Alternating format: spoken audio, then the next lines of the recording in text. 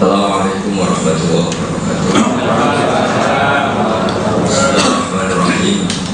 Alhamdulillahirabbil alamin wassalatu wassalamu ala asyrofil mursalin sayyidina Maulana Muhammadin wa ala alihi washabbihi ajmain. Yang kita hormati bersama Dr. Komar, yang saya hormati sekaligus yang saya antar sebagai Dr. Atok, sebagai orang-orang tentang teman-teman namanya moderator dan semuanya yang saya hormati. Saya beberapa kali tinggal backup Anda pernah datang, tapi kali ini karena orang pamitan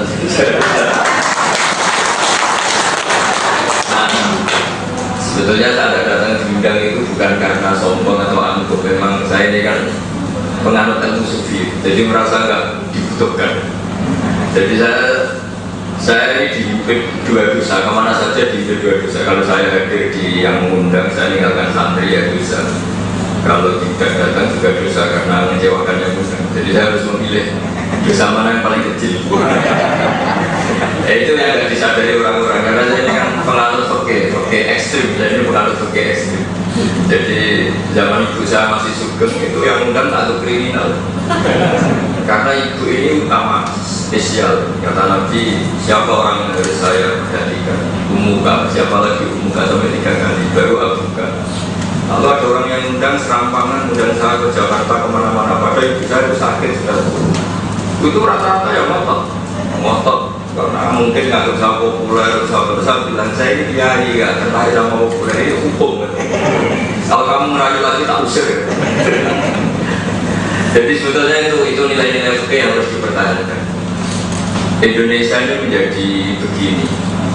Kalau prestasi ya kita prestasi juga karena fikih. Kalau jatuh ya kita untuk jatuh ya juga karena fikih. Misalnya hubungan kita dengan negara. Oke, itu mengharuskan hubungan memberi. Jadi di mana-mana yang dipuja-puja agama itu ya alias dulu ya berun ya di sebelah posisi memberi itu lebih baik. Tadi saya jagungan sama Dr. Umar mulai dari malam terus sampai sekarang.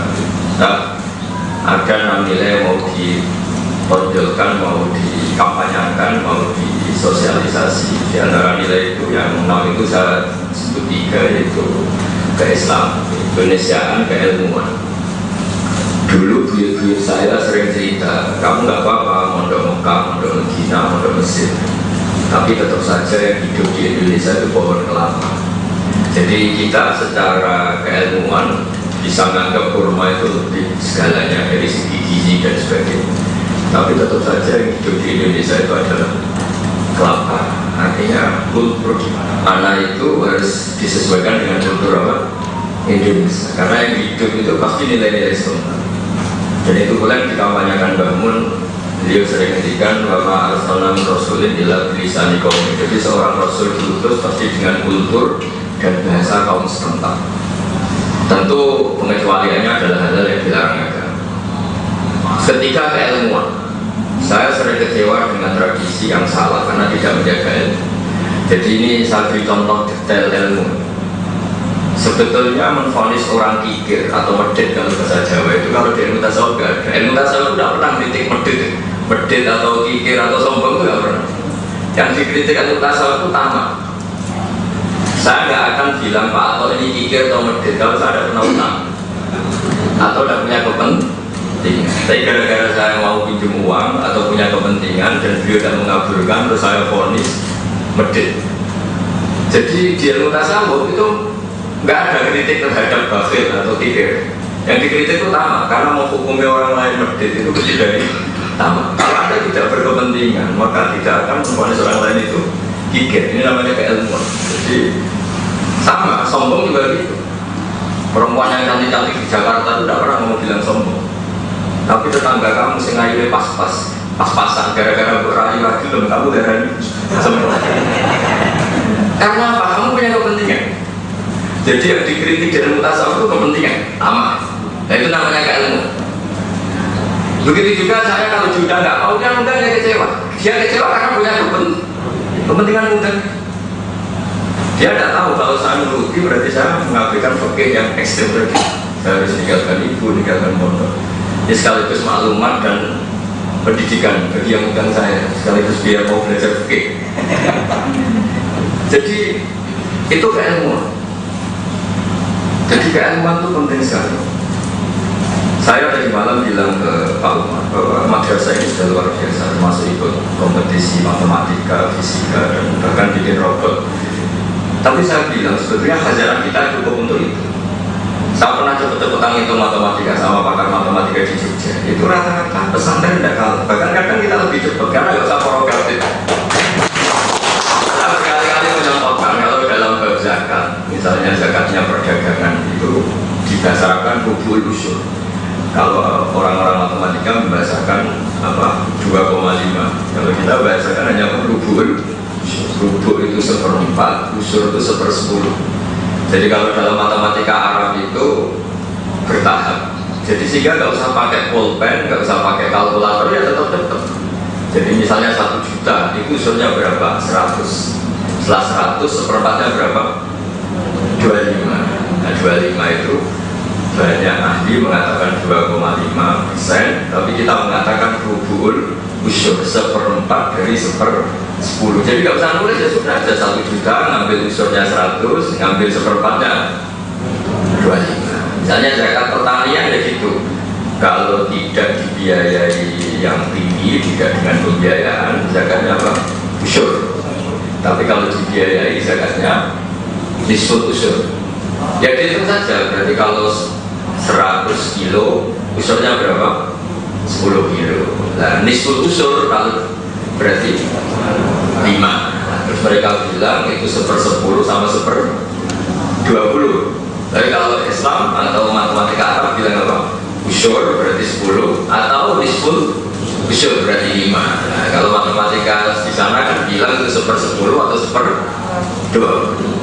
Harus pakai prografi. Kalau matematika Arab itu lebih gampang. Nah, khazanah ini nggak boleh hilang. Begitu juga ilmu falak, ilmu astronomi itu tanpa pakai perangkat teknologi orang bisa tahu gerhana itu kapan, lama gerhana itu sampai kapan, sekian menit, tingkat gerhananya begini, terus yang kena gerhana sisi ini. Karena itu bisa dihitung. Walladzi ja'ala syamsa diya'an wal qamara nuran wa qaddarahu manazila lita'lamu 'adadas sinina wal hisab. Terus yang terakhir, karena saya memang sudah pamit sama Pak Anton, saya besok hanya 4 jam. Ini sudah untung-untungan. Yang terakhir masalah sistem sosial. Saya itu terkenal istiwa Tabuk. Tabuk itu perang besar karena Nabi menghadapi pasukan Romawi. Jadi perang antar negara. Itu dulu nggak ada menteri keuangan, nggak ada Menhan, nggak ada apa, adanya ya sistem sosial. Tapi menjadi murah karena apa? Yang miskin pun menyumbang. Ada orang yang kerja semalaman hanya kira-kira kalau uang Indonesia dapat beras 2 kilo, yang 1 kilo disumbangkan Nabi, yang 1 kilo dimakan keluarganya. Sehingga orang-orang munafik itu mencibir apa faedahnya 1 kilo untuk perang besar seperti ini. Tapi tadi, kalau dihitung 3.000 orang miskin menyumbangkan 1 kilo, itu berarti terjadi 3.000 kilo. Itu tidak seberapa sebetulnya. Tapi yang mahal adalah yang miskin itu bermental berkontribusi. Andai kan yang miskin ini tidak urun, maka mereka berpikir siapa ya donatur makanannya, siapa bagian konsumsi yang nanti kita minta. Kalau makanannya tidak cocok kita demo. Karena mentalnya ingin mendapat. Saya ulang lagi, mentalnya ingin mendapat. Tapi kalau mentalnya ingin memberi, jadi karena ingin memberi 1 kilo dan memberikan 1 kilo, andai kan makanannya itu kok 3 hari habis, wah, ya sudah habis lah, kita hanya urun 1 apa gitu. Tapi kalau tidak urun, bermental lama, bagian konsumsi siapa ya? Pak Umar di lauknya banyak, lauknya hanya tempe, sudah ada urun apa? Demo. Jadi orang tidak urun itu efek psikologinya, efek mentalnya, efek karakternya itu panjang. Nah, sekarang kita merdeka, negara sudah baik, saya nyumbang. Oke, negara baik, tapi masalahnya kalau ini jadi mental itu ya repot. Dulu Indonesia bisa merdeka itu barokahnya yang miskin pun urun.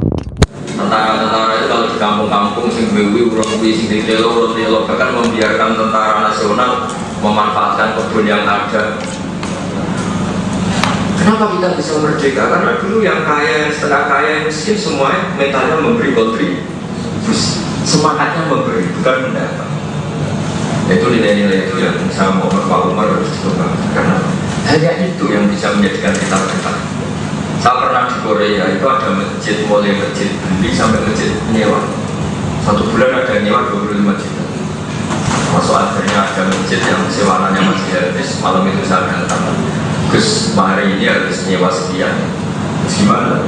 Ya kalau ini jalan pintas supaya dapat uang segitu ya harus lelang kata. Mereka ngerayu saya supaya lelang baju. Cuma saya agak keramat, laku 60 juta kalau gitu. Untuk nyewa masjid. Coba mereka bekerja, mereka miskin, mereka di negara rantau, tapi karena mentalnya memberi, akhirnya ada masjid. Sementara kadang kita sudah tokoh, sudah mubalik, sudah pengajian di masjid, jadi sangoni bermengurang. Padahal yang disanggukan uang kotak. Alat haramnya saja secara fikih masih perlu diperdebatkan. Ini secara fikih masih perlu diperdebatkan karena uang ngasih itu untuk masjid, bayangannya ngasih untuk keran atau untuk apa. Ternyata untuk mubalik itu aja secara fikih perlu dipertanyakan. Saya sering saran ke masjid-masjid kalau bikin pengajian, bikin proposal baru ke masyarakat supaya orang nyumbang itu demi pengajian. Jangan pakai uang kas, karena kalau pakai uang kas misalnya gitu. Saya orang miskin nyumbang 20.000, bayangan saya untuk keran. Ternyata yang datang Pak Umar, dokter pakai alfa. Terus pakai uang saya 20.000 itu. Coba nanti kalau di syuting pangeran, orang bawa alfa, pakai uang yang 20.000 dari orang apa? Miskin. Itu sebetulnya masalah. Tapi saya ada kritik itu haram ya enggak? Ya agak. Karena tadi beda perasaannya. Itu kalau di Bapak itu sampai ada apa tasarruful nadir itu boleh bertasarruf itu ala niatil waktu sesuai niatnya yang memberi. Ketika belum ada pengajian niatnya yang memberi, bayangkan ya uang dipakai keran yang copot atau apa, dia tidak pernah membayangkan uang itu dikasihkan orang yang datang pakai alfat, pakai pengawal. Jika saran saya masjid-masjid yang bikin pengajian itu bikin proposal apa baru atau sumbangan baru sehingga jelas memang dari awal peruntukannya seperti ini. Bahkan dalam mazhab Fathul Mu'in itu ekstrim. Masjid yang dibikin orang Malikiyah itu gak boleh dipakai orang Syafi'iyah, sampai ekstrimnya. Dulu saya kalau masa segitunya. Tapi saya tidak sependapat dengan statement itu. Tapi ya kalau dalam konteks agak-agak serius itu memang mungkin. Misalnya begini, saya NU misalnya, atau saya Muhammadiyah, bayangkan masjid itu ya dipakai umumnya orang. Ternyata dipakai kelompok yang setiap orang ke situ itu dicuci. Sampai yang kaget, masjid kok begitu, kok pilih-pilih yang sholat gitu. Kira-kira wakilnya tersinggung nggak kalau masjidnya diperlakukan seperti itu? Jadi meskipun kita tidak sependapat dengan statement yang ada di kitab itu, karena itu juga kata Fathul Mu'in hanya pendapat sebagai ulama. Tapi kadang-kadang itu ada benarnya. Misalnya saya nyumbang madrasah, bayangan saya madrasah MTS itu ya sekolah normal jam 1 pulang. Ternyata full day, sehingga anak-anak ini nggak bisa bantu ibunya. Kan terus saya kaget. Bayangan saya itu dari sekolah mendapat ilmu yang terus baik sama orang tuanya, itu juga gara-gara sekolah mengabaikan orang tuanya. Kaget. Ya sama itu. Misalnya saya ini orang yang anti maulid, nyumbang masjid. Ternyata di Gomuludan terus mungkin saya juga geremu. Tapi sebaliknya, saya pro maulid, nyumbang masjid dipakai orang-orang yang mengharamkan maulid. Mungkin terus saya kan. Mau saya bikin masjid bayangkan ada maulid, terus dipakai orang yang maulid itu bisa begini, kecewa kira-kira. Jadi saya bukan cerita kelompok, tapi cerita hukum bahwa tasarrufun nadir itu berdasar niatnya wajib. Nah ini memang agak ekstrim dan makanya saya bilang seperti saya itu agak ekstrim, tapi bukan ekstremis, ekstrim dengan ekstremis berbeda. Jadi saya kekeh, jadi saya dulu ketika ibu saya masih sugeng itu ya pikiran saya menghormati ibu segala-galanya, sehingga saya juga di kampus saya sekalipun ya saya agak tertarik karena ya secara fikih saya salah meninggalkan Ibu Cakir hanya untuk hal-hal yang sebenarnya popularitas atau keren-keren. Dan saya memang betul jadi nggak tertarik. Banyak orang yang nyatakan saya ini prestis di sini kesempatan. Saya ini di akhirat ada kayak kamu. Sebenarnya itu karena fakir, saya tidak ada punya niat apa-apa, ya. Hanya ada beberapa yang aku ngecualian ya pernah guru pernah. Nah, kalau Indonesia bisa seperti ini tuh luar biasa. Bahwa tadi keilmuan tadi, sebenarnya ketika kita menvonis orang itu kikir atau sombong, sebetulnya itu kepentingan kita. Kita tidak pernah orang cantik yang di Jakarta kita bilang sombong karena dia nggak ada urusan dengan kita. Kalau sampai kita bilang sombong karena kita punya kepentingan tidak kesam. Orang yang kaya di Jakarta tidak pernah kamu bilang kikir karena kamu tidak kenal utang mereka. Tapi tonggomu sesuai pas-pasan. Kue utang rawol yang menimbul, padahal rawol yang juga utang atau bayar. Jadi itu kenapa ilmu tasawuf di ilmu tasawuf itu ada kritik orang kikir atau kritik orang sombong. Yang itu pasti tahu. Itu contoh keilmuan. Jadi lalu kalau jangan tanya apakah memang kikir itu buruk? Ya buruk sekali, sangat buruk. Tapi masalahnya yang kamu vonis kikir itu belum pasti kikir, tapi bisa saja dia sangat fakir. Misalnya gini, Pak Ato ini teman saya karena beliau ketua Kemenang, utang saya itu misalnya mau beli Innova atau saya utang Pak Ato saya pinjam uang saya ini biaya besar, ya kan utang untuk beli Innova. Jadi sudah selera. Sementara Pak Ato tidak ngasih, saya punya uang Gus, tapi ibu saya sakit. Saya punya uang tapi kampung saya sudah membangun masjid. Sebetulnya tidak memberi ini karena fakir, ada al-alam fal-alam, ada harus prioritas. Tapi saya karena sudah terkerucut punya utang, meskipun demi tanggung nafsu yaitu beli Innova, tetap saja menghukumi berdiri. Padahal indah Allah benar yang nggak ngutangin. Berarti ini indah Allah lomo sekali karena demi kampungnya, demi masjidnya, demi ibunya, nggak ngutangi kroninya. Jadi orang-orang bilang berdiri itu bahaya harus tobat. Dan semua yang kamu vonis berdiri itu buruk, bisa saja lebih baik. Lebih baik. Dan saya mohon Pak Umar jadi di madrasah ini fakir harus panglima. Saya kan termasuk kiai keren, sering ditawari orang umroh gratis ini. Hingga detik ini saya masih belum mau, padahal saya sering umroh. Saya juga haji juga. Bukan karena saya menolak haji, pikiran saya sederhana. Nanti kalau saya ditanya Allah, Gusti saya ini pernah umroh, ada dapat ganjaran umroh, ya dapat ganjaran yang biayai di mana-mana.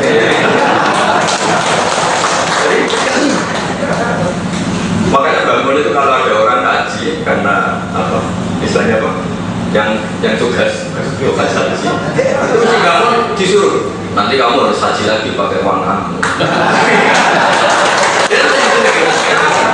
Di mana-mana dikatakan hero itu ya orang kangelannya gitu, orang dramatisnya gitu.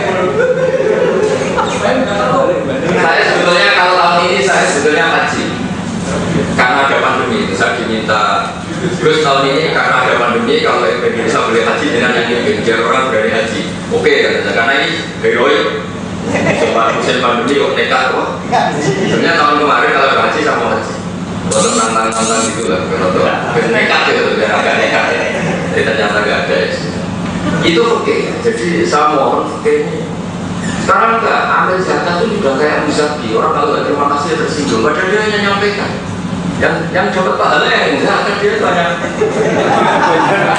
Nah biasanya itu pejabat negara itu nggak harus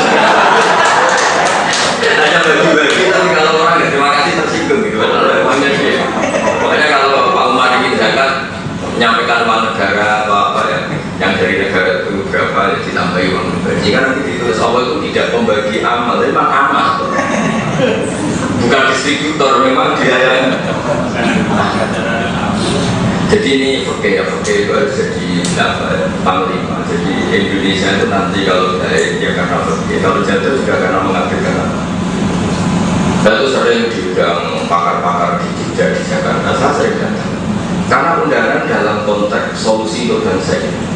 Jadi kalau untuk keren-keren ada itu, kalau untuk BM itu jarang datang. Nah menurut saya solusi pertama bangsa ini harus berminta memberi. Sama seperti kita belum merdeka dulu sampai Indonesia bisa sekuat itu karena semua orang itu mentalnya memberi. Dulu TNI belum dapat gaji, kiai ketika jadi hero juga berpendapat apa, tapi ini yang memberi. Orang-orang miskin pasti itu ya apa saja dilakukan untuk kemerdekaan. Itu bisa merdeka mengalahkan pasukan Belanda, pasukan Eropa, mulai Portugis, Belanda itu. Nah sekarang kita itu kadang-kadang mentalnya ingin mendatang. Itu bahaya untuk bangsa ke depan itu bahaya. Makanya saya termasuk kiai yang biasa aja, saya kenal sekian pejabat tapi biasa. Saya sering bilang, Gus, pejabat-pejabat, Gus mampir ke saya, orang laptop di Jakarta. Saya bilang, biasanya kira kalau pejabat dianggap disangoni daripada harga diri jatuh dengan enggak. Padahal mereka itu santri saya sebelum jadi pejabat. Supaya apa? Bangsa ini dilatih memberi. Kita bahaya jangka panjang kalau mentalnya itu mendapat. Tadi, gara-gara mentalnya mendapat, yang tidak memberi divonis kikir. Dia punya versi pemberian itu juga divonis. Kayak orang-orang datang pengajian, sudah ada urun, komentari berkatib. Jadi kalau di kampung-kampung komentari berkat itu ada banget. Kita itu nak ada separuh. Karena di berkat itu udah kayak separuh. Jadi doa yang sini itu aneh. Ternyata nak ngedok itu. Itu tadi, musyawarah urun. Itu kalau jajannya kerupuk, tak lagi so miber. Nah bayangkan kalau hubungan masyarakat Indonesia dengan negara itu punya mendapat, pasti punya memvonis, menyalahkan. Tapi kalau hubungannya memberi, kayak yang dicontohkan para sahabat Rasulullah SAW, itu tidak ada komen. Sehingga urunnya Sayyidina Utsman yang banyak itu dialokasikan untuk persenjataan, untuk ketahanan nasional. Coba kalau yang miskin 3.000 ini tidak urun, paling untuk konsumsi. Itu saja kalau ramah di komen. Tapi barokahnya mereka urun meskipun 1 kilo, mentalnya memberi. Dan barokahnya memberi itu nggak tamak, barokahnya nggak tamak, ada komen. Dan itu awal kebaikan bagi kita. Jadi sama ada edukasi mental, ada. Ini sangat prinsip. Kita berkeluarga juga. Kamu punya istri, urun, itu sama. Kalau anak melorong nanti kalau itu nantinya terus mesti aman ke depan. Karena mentalnya memberi. Jadi kalau mentalnya mendapat terus ribet.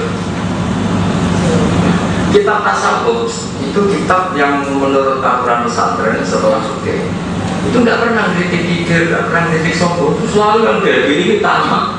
Nah keilmuannya seperti ini tadi kata Pak Umar yang ketiga itu keilmuan. Apa? Dan dulu itu kalau lama beri penjelasan itu unik, dua sisi dipuji semua. Ada orang suka berteman, ya bagus karena temannya banyak, berarti relasinya. Ada ulama yang nggak suka bertemu, kuper.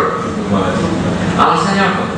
Wahal tuh di ilaman arafah. Kamu menyakiti pasti sama orang yang kenal. Jadi kalau banyak kenalan, ya banyak tersakiti. Juga kamu banyak menyakiti, milik tertutup. Jadi semuanya itu ada ilmunya. Ketika silaturahmi ada ilmunya, ketika tidak juga ada. Banyak orang yang mencintai Nabi justru nggak pernah sowan. Alasannya saya takut kegunaan. Dia punya istri, punya anak, punya cucu. Sowani terus ya serah kau berkumpul keluarga. Banyak orang mencintai Nabi tidak pernah sowan. Alasannya takut. Ya, tapi banyak juga yang sowan. Semua berdasarkan keilmuan. Ada banyak sahabat yang ditanya, sifatkan ke kami. Artinya terangkan ke kami kayak apa wajah Rasulullah. Kata sahabat itu, saya tidak bisa. Loh, kamu kan sahabat, puluhan tahun bersama Nabi. Saya tidak pernah melihat wajahnya Nabi secara sempurna. Ijlatan lalu karena sangat hormat saya kepadanya. Sehingga saya tidak pernah melihat beliau secara sempurna. Saking takut saya, hormat saya. Tapi ada sahabat yang betul Nabi itu menolong, sempurna. Belok mengalir, belok Nabi ibadah. Sama-sama berdasar apa? Jadi dulu itu tidak ada masalah perbedaan. Ada orang yang cara berpikir itu kalau temannya banyak berarti baik. Temannya banyak. Tapi sudah nak sore malah balik. Ada orang temannya banyak diterima semua pihak. Uang murah mesti. Apa itu kan? Jadi kan itu dulu nggak masalah karena itu berdasarkan ilmu. Lah kalau nggak percaya ya tanya saja. Orang yang baik menurut kawannya tanya istrinya. Gak tahu mau yang mobil kadang. Tapi tanyakan orang yang baik menurut istrinya, terus tanyakan teman lalunya. Oh cokal itu nggak tahu. Sampai konco lali. Konco. Makanya kata bangun itu yang sama ingat. Adil itu baik, tapi di atas adil masih ada lebih dari itu musamah. Karena untuk menjadi halal uang yang kamu pakai atau fasilitas yang kamu pakai itu harus ada musamah, mentoleransi hal-hal yang memang seharusnya ditoleransi. Kalau menurut fikih, salah lagi menurut fikih, kamu pakai milik orang lain itu harus pamit, enggak miliknya ya kalau pakai harus. Tapi ada kultur yang orang itu harus musamah, dianggap sepele. Misalnya gini, kalau kamu lewat di sawah orang, itu kan berarti lewat di miliknya orang lain. Secara fikih harus pamit. Ya tapi nak pamit terus aja gitu. Sama. Itu kalau santri-santri didolani kiai ini, itu padahal dia juga toko yang mertuanya, ketemu kiai ini atau ketemu santri yang nyamun. Secara fikih itu memang salah. Gimana hukumannya ngambil uang yang gak miliknya? Tapi kenapa temannya rawol ya, aku sepakat medit, aku mantu di bos ada saya bingung ngamal, aku geger rakan. Tapi secara fikih ya haram, nggak miliknya kok di. Jadi kata Muhammad itu, hidup itu harus ada musamah. Sama seperti ini orang nggak diundang memakan jajan kalau dalam bahasa Arab itu tatofur, haram. Nggak diundang kok ikut makan. Tapi kalau pakai musamah, ngono wae dimasalahkan. Makanya di bab gasat itu ada pengecualian, tidak boleh pakai barang orang lain. Namanya gasat. Illa in ulima itu, kecuali secara sosial pasti seperti itu dimaaf. Nah, Indonesia itu orang harus musamah. Kalau nggak musamah, orang pakai jalan raya itu haram semua. Karena begini, kalau pakai teori adil, orang paling berjasa itu yang punya mobil Alphard. Kalau pakai teori adil, kita punya kawan kaya, mobilnya itu mewah-mewah di Jakarta. Orang paling berhak pakai jalan itu saya. Kalau orang miskin nggak berhak. Pertama saya kaget, ini omongan kok ngawur. Alasannya masuk akal. Saya ini membayar pajak mahal. Orang miskin nggak pernah bayar pajak, pakai aja jalan. Jadi kalau pakai hukum fikih, itu menang yang pakai mobilnya. Kan Alphard kan pajaknya mahal, yang punya Ferrari. Kontribusinya terhadap jalan raya besar. Kalau pakai order, kan nggak pernah bayar. Pakai terus kalau parkir seenak. Tapi kalau pakai teori musamah, ya halal semua. Makanya ada perdebatan, ini cerita saya. Ada perdebatan Imam Syafi'i sama Syaiban Ar-Rawi. Imam Syafi'i ditanya, maka kulu fi zakat. Ya zakat itu wajib ala dhoni tukhuduni azmiyahim fatrodu ala fukorihim. Orang kaya wajib zakat, kemudian dikasihkan orang fakir. Kata Syaiban Ar-Rawi itu orang biasa yang fakirnya setingkat Imam Syafi'i, masyhur. Dia kalau musyawarah fakir sama namanya Syaiban Ar-Rawi, orangnya orang di kampung, orang awam, tapi alim sekali. Kata Syaiban Ar-Rawi itu, ya enggak, kamu keliru, zakat itu wajib pada siapa saja, termasuk pada orang miskin. Akhirnya Imam Syafi'i, bagaimana kalau zakat wajib pada orang miskin? Filosofi zakat itu kan tahdhirul mal, mensucikan apa? Memangnya kalau hartanya orang miskin mesti suci? Saya dulu ya iskal itu janggal, tapi setelah saya hidup jadi kiai ketemu orang mengurang jelas-jelas semua macam-macam. Tangan-tangan mau pikir lu wajib zakat. Kalau anda itu gimana? Kalau ada hutan atau ada pengajian atau ada lapangan itu mau urun rafia. Urun rafia terus orang disuruh pakai. Nah ya, pertanyaannya, kalau dia hak atas nama fakir, yang fakir di kampung itu hanya dia atau orang banyak? Ketika pakai lapangan milik orang banyak itu pamit orang banyak apa enggak? Enggak kan? Jadi dari segi tidak pamit salah, ya kan? Dari segi yang fakir tidak diatur salah. Disuruh bagi seluruh orang fakir di kampung itu mau enggak kira-kira? Enggak. Mau aku seluruh rakyat. Itu saya pernah cerita itu di Jogja orang-orang miskin. Iya bos. Ketua ya wajib nanti. Tapi kita musamahah, maksud musamahah itu yo wis aja mau fakir diwajibno. Intinya itu tidak semua hidup itu berdasar keadilan, tapi harus berdasar apa? Musamahah. Kalau nggak pakai musamahah ya coba secara teori lapangan biaya publik dia tidak pakai ke semua kampung situ. Mau modal apa? Sama semua. Jadi itu yang nggak ingin dipakai dipaksa. Artinya gini, kadang-kadang yang benar Saiban Ar-Ra'i, maksudnya sebenarnya benar itu. Jangan kira orang miskin itu nggak perlu disucikan hartanya. Karena seperti ini itu kan mendapatkannya dengan cara yang rapati-pati benar gitu. Nggak usah juga. Begini yang tadi gue, nak pakai alat gue ruwet. Ruwetnya ya. Kan kata Nabi dari orang kaya dibagi ke orang miskin. Kalau seperti ini dari orang miskin diberi siapa lagi? Saya ngomong zakat kan ya isin tuh. Wong melarat, ya itu bagi zakat. Tapi dia miskin. Tapi secara teori kalau zakat itu filosofinya tadi itu mensucikan apa? Apalagi maklar. Maklar itu lebih parah lagi kalau saya punya teman maklar. Padahal dulu bisa ngaji fikih. Itu dari rumah sama satu saja. Tapi transaksinya itu 20 juta, 30 juta di pasar hewan. Dinamai mbah-mbah yang tua ini. Bah, sapi mergo piro. Wis pokoke wis 15 juta tak lepas. Mun mbah jenengan mandek iki kan ngopi, mbah tua tadi disuruh ngopi. Dibayari dene, digawe ning jero pasar. Tadi kan minta 10 juta, apa ayu 12 juta ya tidak, terus bayar ke 10 juta, dia bagi rong. Tapi nah, orang angkat apa ini 20 juta, 1 juta, gak ngangkat kan, gue mulai naik. Maklar itu dikritik oleh fikih itu karena itu nggak mau bersih, nggak mau bersih. Tapi kamu benci orang ini orang miskin. Korbannya juga orang miskin. Coba misalnya Mbak tadi bilang, soalnya 10 juta tak lepas. Ternyata dibawa ke dalam pasar, nilainya 15.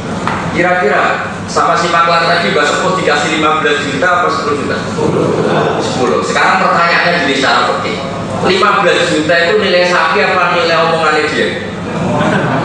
Ya udah nilainya sapi kan tetap.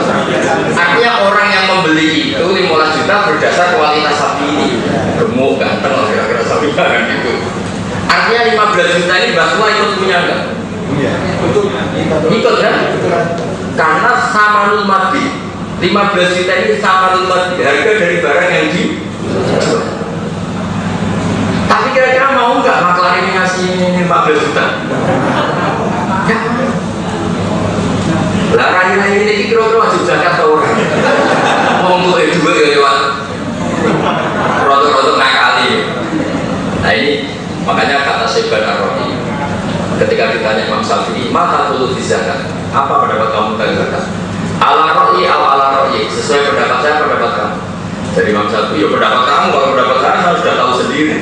Kata Saiban Ar-Ra'i, alal ghani wa alal fakir. Kalau saya zakat itu harus dilakukan orang kaya juga orang miskin. Kenapa? Ya memangnya kalau orang miskin hartanya pasti suci. Ya kan seperti kayak tukang parkir lapangan yang mau ngakeh, urun rafia. Lalu ini lagi misalnya ada orang fakir 1 jam lagi datang, aku bagi enggak itu satu parkir, lo mau pikir. Kalau kalah bisa kan ya kalah ini.